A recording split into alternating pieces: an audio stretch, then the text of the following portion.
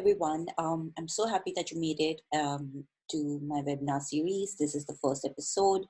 The webinar series is basically based on my journey as a recruiter and what I've learned in this industry as a headhunter.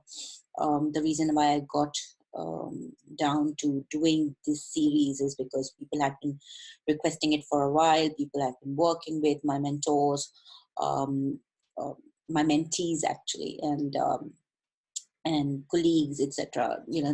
People generally had been asking me that I should do this. I should do like a whole course, a formal thing on helping people understand recruitment and the headhunting business. So it was always on my table of things to do, but it was just that I was not getting the right time and mental space to do it. So here I am. Let's do this. The first episode, I wanted to jump right into it and talk about recruitment and headhunting trends and what's worked for me and what's not worked for me. But most of the queries and the questions and people who knew that I'm going to be doing this webinar series, they said that they would like to first ask questions related to my personal and professional challenges throughout my career and how I made those decisions to eventually land where I landed. So I thought, okay, that's fine. So the first episode could be a very general but a very in-depth analysis of what I did, how I did it, and maybe it could be your success formula, because success comes to those who seek it, and what works for me, maybe it work for you. So let's go. Let's do this. Um, this webinar series, I'm doing this from Mushawar's platform, and Mushawar is a consulting agency of which I'm a director. It's based in the UK. We're exactly based in Windsor, Berkshire. We specialize in recruitment and headhunting, of course, HR policy and process, career coaching. We do a lot of training. So you can learn more about us at our website, which is www.mushawar.co.uk. So let's move on to quick facts about me. Yes, I'm a Gemini and I have multiple personalities. I totally think that's brilliant because I get to adapt myself now and then. I love painting and I love reading, and I also know Netflix. I need a constant change in my life because I get bored very easily. And if I get bored, I'm just not creative enough, and then it's just, ugh. So I try to reinvent myself all the time. HR was not my first choice of career. Yes, as shocking as it may sound.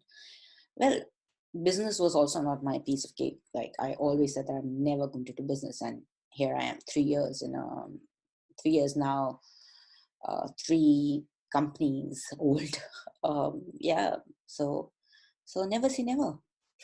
I've been in the HR business for a decade now. It sounds like I'm really old. I'm not so old.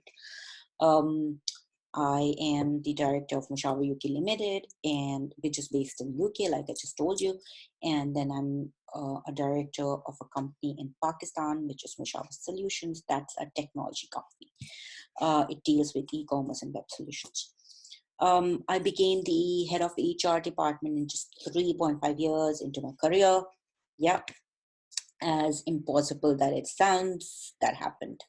And I was very fortunate, actually, that that gave me that opportunity, and Ahmed Faraz was willing to give me that opportunity, quite frankly. I started as an artist. Everyone thought that I'm going to be an artist in school. In college, I actually did art degree. I got like a distinction there, and I was all set to go to NCA until my father realized that it's too far away and I'm too young. So he said, nope, that's not happening. So I gave the CBM test and I cleared it. CBM is a business school in Karachi, Pakistan, and I cleared it on merit and I got in It was a struggle initially, but I made it through. I graduated with my bachelor's degree, and that's when I started my master's immediately. And I also started my first job at an oil and gas company called NHPL. So I became an HR professional. Just a little disclaimer. Actually, when I did my BBA, I did half and half. I did my majors basically because I went into marketing, and I started as an HR generalist in this oil and gas company, and they helped me work. They trained me completely to work on HR frameworks, basics, employee database. I started with scanning documents. Yes, exactly. That was my first task in my first job, scanning documents. But it taught me resilience, it taught me patience. Everything in that job taught me so much. It made me a better person for sure. And gave me really good ethics. It is because of my first job and my first team and my first bosses, which include Asim Masood Khan and Mr. Saeed Ahmed Bukhari at NHGPL, who made a very strong impact on my professional etiquettes. So then with their involvement, I started working on HR policy and processes. I took initiatives and I said, let's do this, let's do that. They were really nice, and they taught a lot of what they had already been doing um, at their previous employment engagements. And so I learned a lot from them, and that's how I moved into the HR policy and process area. um,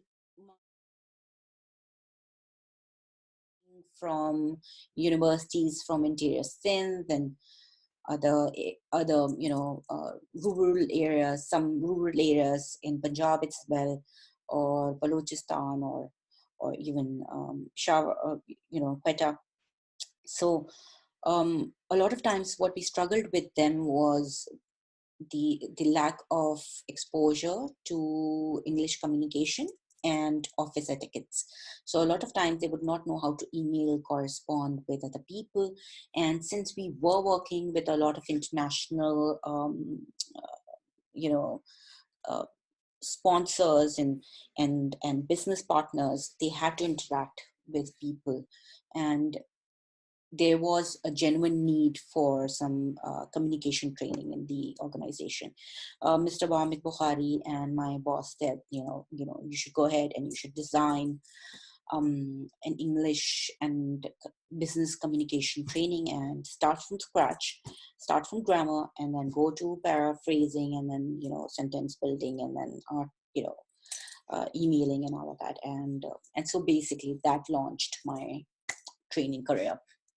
Um, After that, I was approached by a few companies who I was referred to by my bosses for my training skills, and I started doing communication skills as a proper program.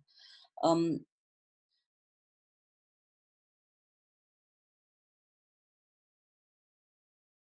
I then moved on to a new tech company, and this time I became an assistant manager HR at BeefTech, which was a tech company based in Dubai.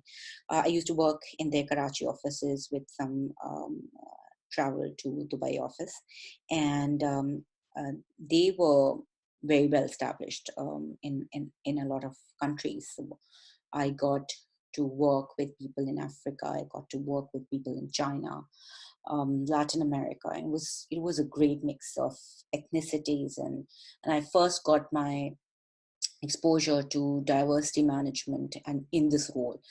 Um, um, so basically, this is where I started recruiting for the firm, and that's how I became the recruitment expert here.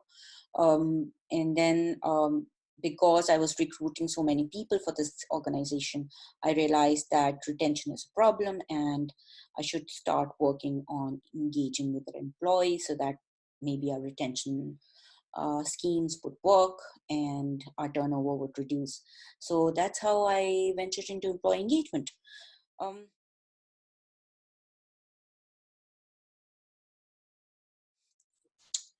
From employee engagement, I also, when I was meeting people I was interviewing a lot of people, like I was interviewing at least 20, 30 people a day sometimes. So, a lot of times I would meet people who would be generally, like genuinely need for HR or career advice, and I would give it for free. Like my team would be like, why do you spend so much time on people who you're going to reject, and you're rejecting, but you're still helping them with the CVs? And I would be like, no, I can't help it. I'm sorry, they're just so young and there's so much to do, and I can't believe that they're not looking at this seriously. So that's how my career coaching started, and people started talking about it, and then I started getting clients and engagements for my career coaching services. In the meanwhile, I realized that not just internal engagement, I needed to bring my current employer brand to the market in a new way and launch them and make them bigger than larger than life. So then I started working on the image building, employer branding. And while I was doing employer branding, I started doing image building for middle management and the management at the company. Because I thought that that's how we're going to sell the company and people can come and work for it. That is something I carried on into my career at Systems. I completely relaunched the Karachi office. Alhamdulillah, I was very successful. And then we launched their UAE office from scratch. Alhamdulillah, I was very successful because I had great bosses like Khurram Majid and Asif Peet and Sajid Hamid, Noreen, Mushtaq Patmi, like so many people, like all of the management team members were brilliant. So, I got a lot of scope there.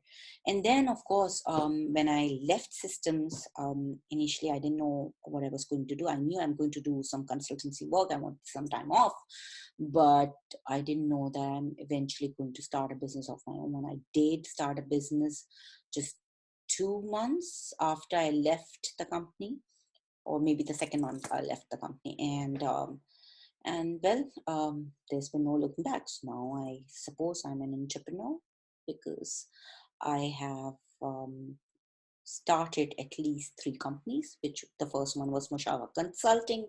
Then I launched Mushawar UK Limited. Mushawar Consulting unfortunately closed down. So we started with Mushawar Solutions in Pakistan, and now Mushawar UK Limited is on its way to launching a brilliant job portal for global opportunities. So that's going to be another big surprise for you guys. So before we sort of like go into the lessons that I learned, it's really important for me to let you know that it was a very gradual process. So nothing came to me like immediately. It wasn't like revelations being made to me, and it wasn't like I was successful every day. It was a lot of failures and a lot of hard work, not just on my side, but also my mentors and my supervisors. I truly believe that I had the best supervisors. They were really tough on me. And that was basically the reason I succeeded. And I did not cry. It's not like I did not cry. I did cry. Like there were days that I would cry and be like, oh my God, this is just beyond my understanding and I can't do this and I want to quit, etc. I would be a crybaby, but I would go back and accept the criticism and understand that whatever they were telling me, there has to be some reason for it, because they were more experienced, they were more successful than me, and I wanted to become them or better than them. So I said that, I just said that I have to learn to take criticism, and I have to find the positivity in everything that I see negatively, and I cannot back down after every failure. So the first thing in my life that I learned was failure was not an option. Every adversity is an opportunity, and you have to believe in yourself and root for yourself because no one else will. So so these are things that you generally have to remember all your life, whether you have a career or not. You're just a general person. You have to remember these things because um, really life is a struggle. It's never a constant thing. So you're never going to be very happy. You're never going to be very sad. It's continuous up and down, and you just have to remember that your bad phase is going to end and your good phase will start, and it is going to happen. It's never the same for everyone, and no, there's no one in this world who has it easy. So even if on social media and Instagram and whatever, you see all these people who are happy and everything is perfect, the camera um, is perfect, not alive. So let's just jump into the presentation.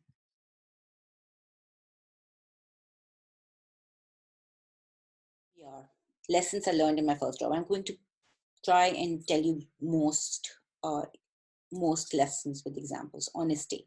So the first thing I learned in my first job was honesty, and that was the thing my boss Asim Masood Khan taught me the first day I went on job, and he would reiterate it every day because there were times I did lie initially, and he would tell me that just tell me when you've done something wrong, because lying and then lying again to cover up that lie is just going to be stupid, and we're eventually going to find out. So just honestly say whenever you've done something wrong, just raise your hand and tell your team that you've done something and this it's a mistake, and we'll work together and make it okay, and we will take responsibility as a team. So no one person will be blamed for it. No one is ever going to say that this person did it.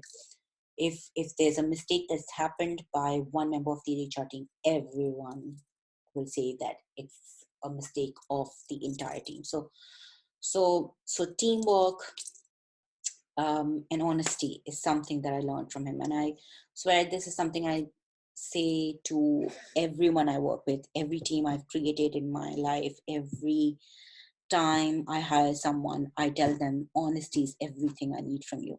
If you are failing, if you've done something wrong, just tell me, and I'm just going to immediately tell you how to get over it. We don't want to lose time in lying and then covering up that lie, and then because it's going to blow up in our face one day or the other. The second thing is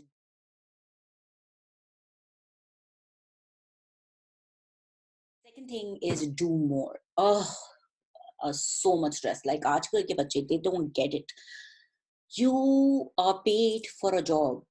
Yes, but the only way you will excel in your career and in your life is when you do more. If you don't do more than what is expected from you, there is no value that you're creating. You're just average, and you're just getting the job done, and anyone can get the job done, quite frankly. So do more, because if you don't do more, you don't get more in life. That's just a simple thing. Why would you pay extra for some luxury brand? It's because you feel that it's got something extra to, um, there's something premium about it, right? So do more, make yourself a premium brand. Okay, and dedication.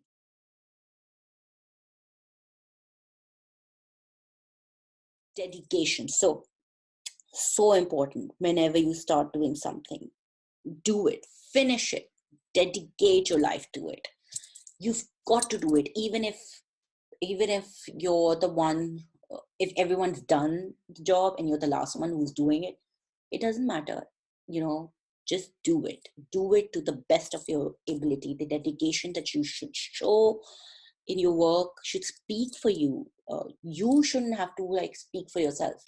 I tell people, good, hardworking people, intelligent people who do more, who are honest and dedicated, they don't have to say a word, because then people know who they are, and the organization recognizes it whether they speak about it or not. They recognize you, they know who you are, and they will do their best for you. But dedication has to be there.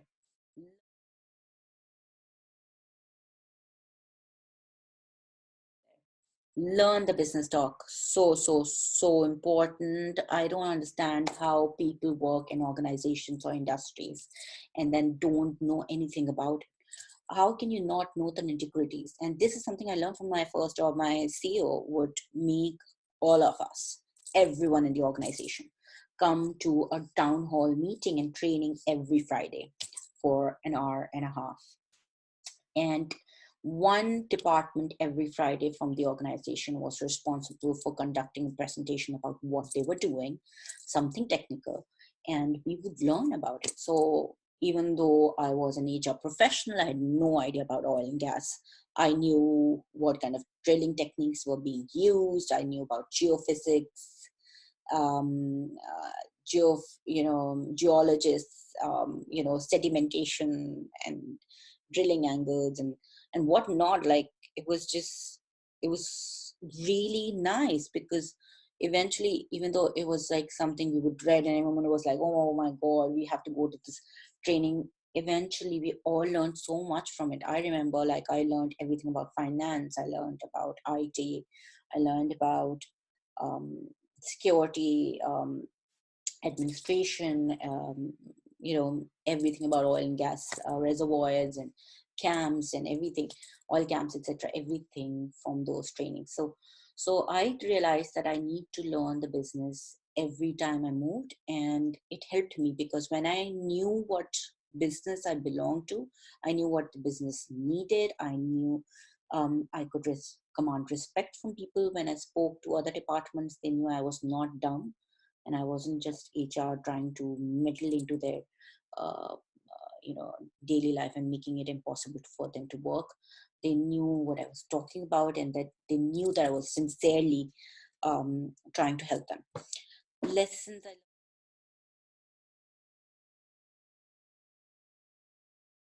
Lessons I learned in the second job: deliver both. Deliver before deadlines. So this is something I learned from WaveTech and Ahmed Faraz, and I realized that every time I would meet a deadline, I would still get like, it wasn't like, yay, you met a deadline, because it was average. But when I used to deliver before deadlines, I would not get called into his office and I would not be asked questions which I wouldn't want to answer. So I realized that if I did my job and I anticipated the business needs and whatever was needed from the HR beforehand, I knew what was happening in the business and I knew what was happening in the departments, then I was always delivering before deadlines, and I always doing things before I was asked. That is something that was a hit, and that is something I truly feel that my management at WaveTech appreciated about me, and they showed it. They really showed it. They really nurtured my growth and gave me excellent benefits at that time. Um, like I said this before,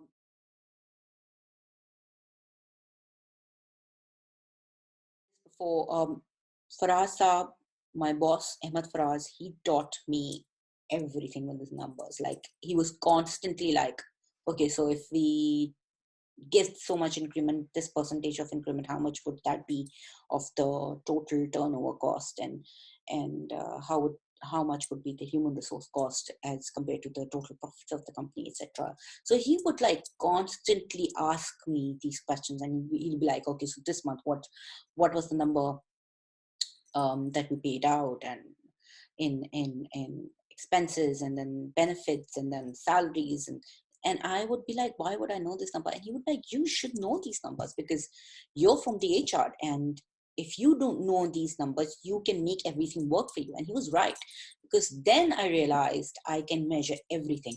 I knew how to measure employee satisfaction because I would know that absenteeism was decreasing, people were not leaving, people were not blackmailing us into increasing the, so I knew that the employee satisfaction was increasing, and the turnover ratio was going down. So I knew that even things like happiness and motivation had numbers. um, Another thing I learned by the time I was at WaveTech is to train people. I realized that I could not do everything by myself, and I needed more people like me, or talent, or people who had that urge, that need, that ambition to learn, to take on challenges. And so I realized that I need to train people to get more done.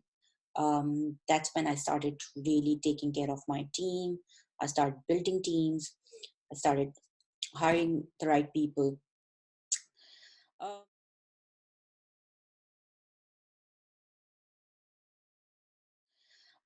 I realized that the most important thing I needed to do was create positivity, and negate anything remotely negative about the business and the environment and the management and the people that was there for any business that I worked for. So I started engaging with people. Like, if you can see my screen, that's me on my desk. It was probably a Saturday because it was like a half day thing, relaxed day. So there's the R&D head and one of the software engineers, and we were playing Scrabble. And so, positivity, motivation, engagement, all of these can be driven with very basic things, and those are to show that you care. You kind of make yourself look accessible, and you make yourself look relatable to people, and people will follow, fall in line. That's just something I 110% believe in. Another thing I learned at WaveTech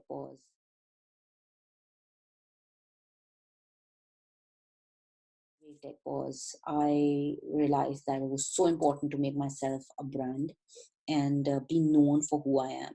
I thought that it was something that would pay off, and it did pay off. It paid off tremendously, because that was my launch into the tech industry, not just in Pakistan, but also the Middle East. And I started getting career coaching clients. I started getting training assignments. I started getting um, my networking grew a lot more, and my network was my net worth. And I tell you that it was my network that got me my third job at Systems Limited, because it was my reach in the audience, especially in Karachi, because that's where I was focusing in at WaveTech. So it was my employer branding activities and engagement activities at WaveTech, and how people responded to me on a personal level, and my personality, that got me known throughout the industry.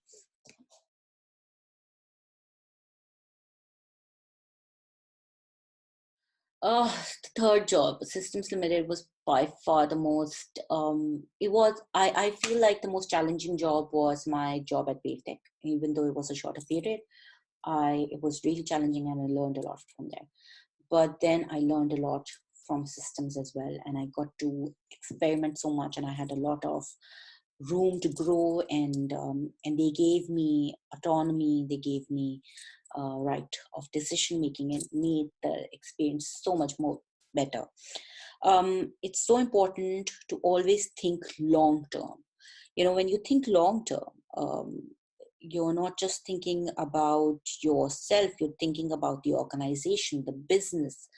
You're thinking about business outcomes. You start treating the business as your own personal property and business, and you become one.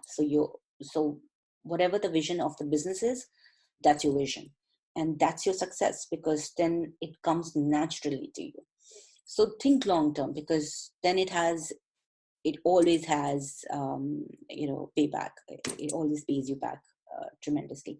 Like, my experience of being a people's person in the tech industry not only got me noted by different HR heads in the industry, by CEOs in the industry, by general people in the industry. People would know that they can approach me, and they knew what to ask from me, and that I would respond to them, and I would speak to them, and there was a value that I could provide to them. So yeah, um, every job, every task that you do, um, a lot of times it's so much better if you actually see the long term impact of what you're doing.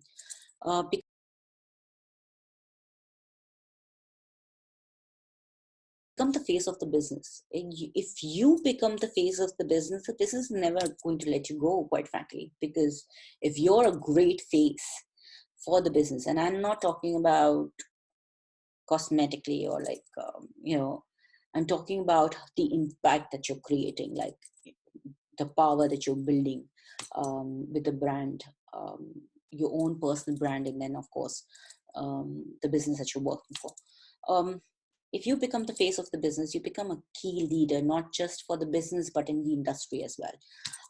It's simple math. If you are successful in a business and the business becomes successful because of you, you become a leader not just for the business but also the industry. I learned in my life this very early on as well, that you have to become friends with the popular kids. Even if you're not popular, you have to become friends with the popular kids. This is something I did every time, but I did a lot of it, and I realized that it has its perks when I was at systems. Um,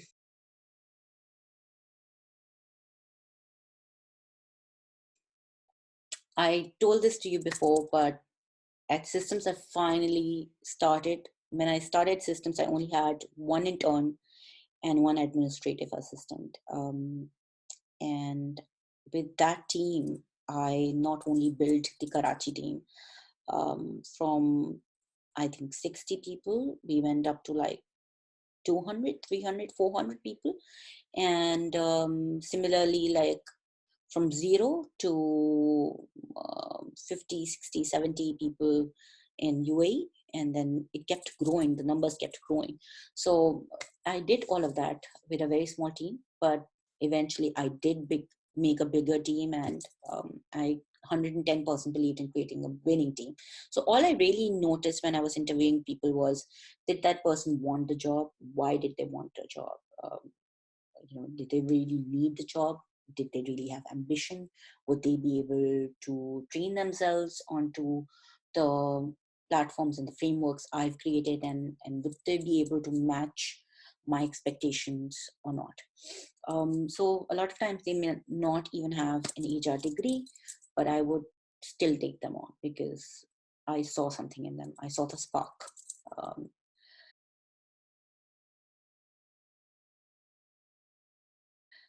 Make sure you keep repeating to people directly and indirectly about the small wins you make and the big wins you make. You have to remind people why you're important, why it has worked for you, what value you're bringing to the business. Keep marketing your wins directly and indirectly.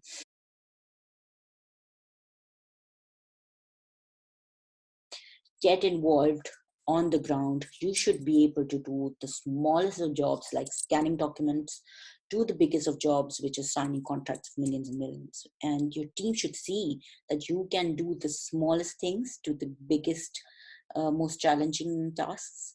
That way, you can not only command respect, but they know that know that they can make you a fool. Because if this scanning document takes like 2 minutes and that person has taken half an hour, what were you doing in the rest of the 27 minutes? So people don't take you for a ride. Get involved, get dirty, get on the ground, do it.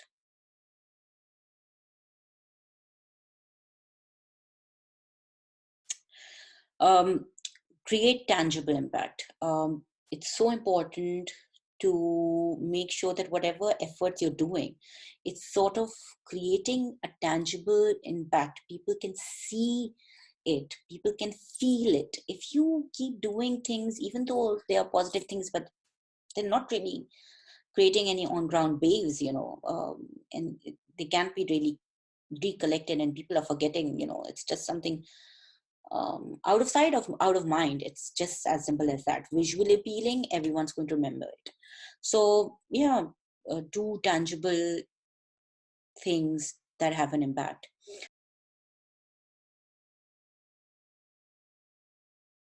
Dare to be different. Absolutely.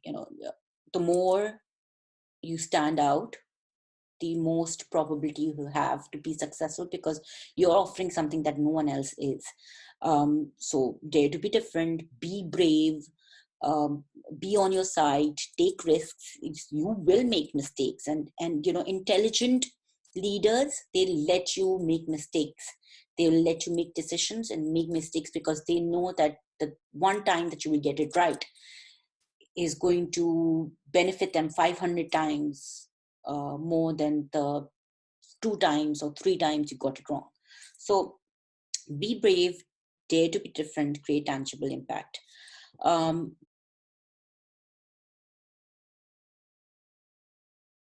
Give back to society. By by the end of my engagement, by the mid of engagement with systems, I was already doing career coaching, but then I started doing a lot of university engagements. I started working with a lot of schools, and I would go and do a lot of career counseling for students and for parents, because I felt like people still didn't know what to do, and they weren't taking the right decisions. I just felt like there was so much unemployment, and a lot of times it was, I'm sorry, like, you can't always blame employers. It's also about our talent and our universities and what's coming out of them. The standard of education, I'm not someone who's going to say that it's really bad, because it is that education that got me where I am today. My education, my teachers, my I I I fiercely um, belong to my community, and I remember what a part it played in making me who I am today. So it's not like I'm unthankful, but it's just there's a lot to be done, and I realized that I need to start giving back to society. And I thought that that would help me make my brand stronger. um, and it made me more visible. It made me have a voice. People would listen to me. I would be able to talk to industry leaders, talk about notice periods. We would talk about not hiring people who are not respecting ethical contracts. We would talk about employers who are disrespecting general ethics in hiring. Um, uh, we start speaking more fluently. Like, there was competition, of course, of the tech industry was small and it was big, and there was a limited audience, and there was brain drain. But there was a time that I started not only getting visible, but also I had a voice. People were listening to me because they knew I was not taking money to give them my advice and my time, and they thought that I genuinely cared, which I do, which I still do. And it is my empathy that I feel like my parents instilled in me, and something that continuously, when I worked with these amazing bosses, they instilled in me. And I feel like my friends, the people I've sort of hung out with all these years, um, the need to be nice, the need to feel others' pain, to need to need to put yourself in others' shoes, that makes you so much stronger than who you are as a person. Um, so that's about it for today. You can follow me on social media. I am on Twitter and LinkedIn and Instagram and Facebook. And my handle is Maheen and Soomro for all of these platforms. You can also send me an email if you need to get in touch with me for any of the services that you're interested in. Um, you can also follow Mushawar UK Limited on social media, and the handle is Mushawar UK Limited for Twitter, Facebook, Instagram, and LinkedIn. You can also send us an email at talktous@mushawar.co.uk, and our website is mushawar.co.uk. It was really interesting time for me to be online and have this webinar with you. I look forward to the next week. Next week, we're talking about recruitment. What makes you a better recruiter, and what I think is talent acquisition and recruitment and headhunting, whatever's worked for me. So we're talking about what's worked for me when as a recruiter, inshallah. So see you next week. Don't forget to follow us on all our social media channels, and don't forget to like this video, and don't forget to visit all my other videos, because there's quite a few training videos on the YouTube channel for Mushawar. So see you later. Take care.